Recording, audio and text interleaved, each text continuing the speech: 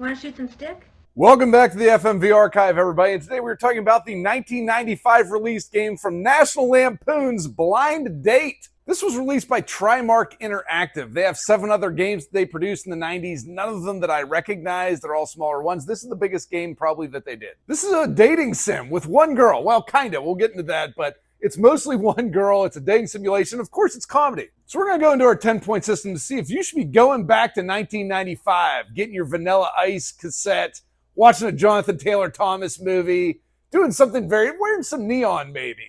But we're going to start with our 10-point system, starting with the story. The company D.U.D.S, D-U.D.S, is a dating service, and they're hooking you up. This is a sexy blind date, all right? And you got to go to a bar, and you got to meet this woman. If everything goes well at the bar, she's going to ask you to go to her house. This game is in 2 halves. It actually has first half, second half on the screen. Once you get to her house, who knows just how lucky you will get. Very simple here. You're on a blind date. You're trying to score, and everything that you say pretty much is a joke. Everything that she replies with pretty much is a joke. The story is just pretty much exists for there to be jokes for. That is pretty much it. The story's not very deep. We'll give it a 3 overall. Number 2, the gameplay. Dating simulation. There are questions. There are answers. That is pretty much it. You're either asking her a question or she's asking you a question and you're answering it. There's not too much to it. Now, a couple things are a little bit different than this. There is a mood ring on there. Yeah, kids, there's a reference for you. It will change in color depending on the answers that she gives and what questions you're asking her. You want to keep it in the blue the entire time.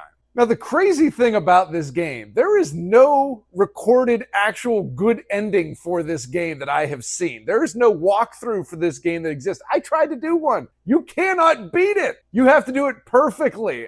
I played through it several times.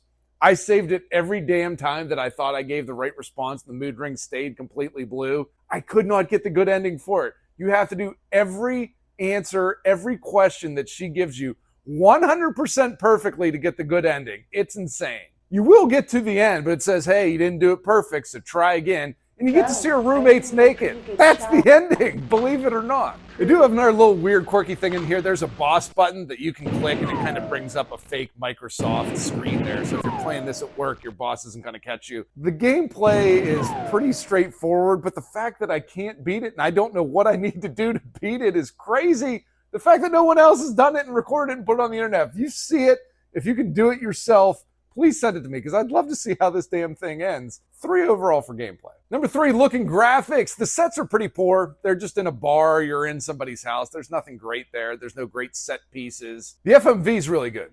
A+, looks super clear, looks super clean. I love the FMV on this. Runs really well. The interface is super easy to follow. What do I click on? The mood ring, you see it there. It's all pretty obvious when you start this. Saving is simple, easy.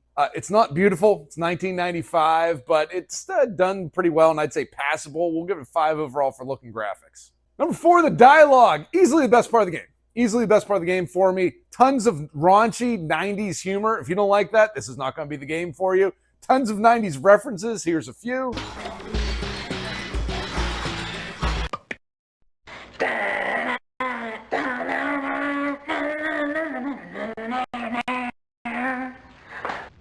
We're going to play Find Willie.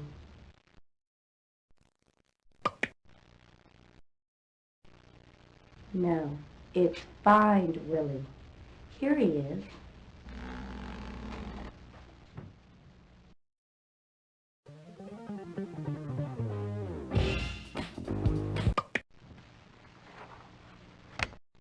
Non-stop jokes from her, from you. There are old tropes in this that might bother you. If that bothers you, do not play it. But otherwise, it's a really fun game in terms of the dialogue and what you get to hear for it. Trip down nostalgia lane. 10 overall for the dialogue. Number 5, the consequences of your decisions. This is a choose-your-own-adventure game, so there should be consequences for it. There sure are. Totally different clips, totally different scenarios depending on which answers you pick.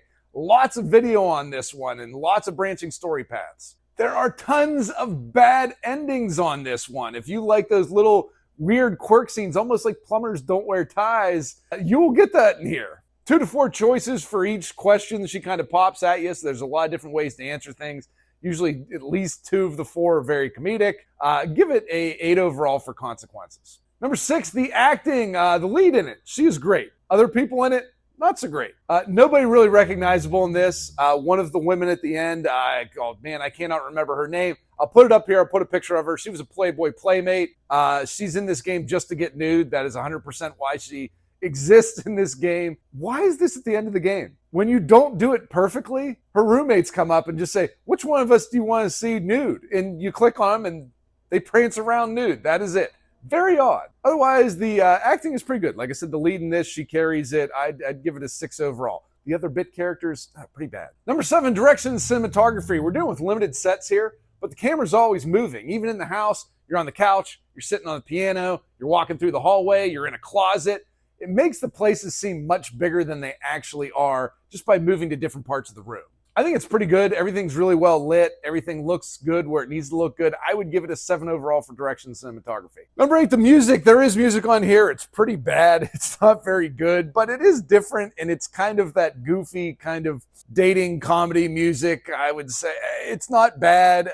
The sound quality is really good. The sound design on this, you can really hear really well. It's not in a great spot to film sound, and it comes off really good. I would give it a 7 overall for music and sound design. Number 9, inventiveness. What's new in this? Well, not too much. Okay, it's a dating sim. Those weren't huge in 1994, 1995. So I'll give you a little bit of credit there, but it is a choose your own adventure. That thing's been around for a while at this point. A raunchy comedy, though, for choose your own adventure, that's a little bit different. Nudity, little bit different there. And we played Blue Heat. If you want nudity in a game, there's no more nudity in a game that isn't an adult game than Blue Heat. The fact that this game is impossible. I don't know anyone. There's no record of anybody beating this game on the internet. There's no walkthrough for it. There's no nothing for it. Even the reviews that you read from 1995 on are like, would have loved to have actually beat the game. So I don't even know if there is an ending to the game. Maybe the quirky ending that I got is the ending. They just didn't even film it and just didn't tell you. Who knows? I would love to see it. If you've done it, please let me know. Inventiveness. We are doing some things differently here, but it's kind of an old thing. 6 overall for inventiveness. Number 10, fun. How much fun did I have playing this? It's stupid. It's a dating simulation. It's just quirky jokes going back and forth. And I loved it. I thought it was a lot of fun. I would have liked to have actually beat it.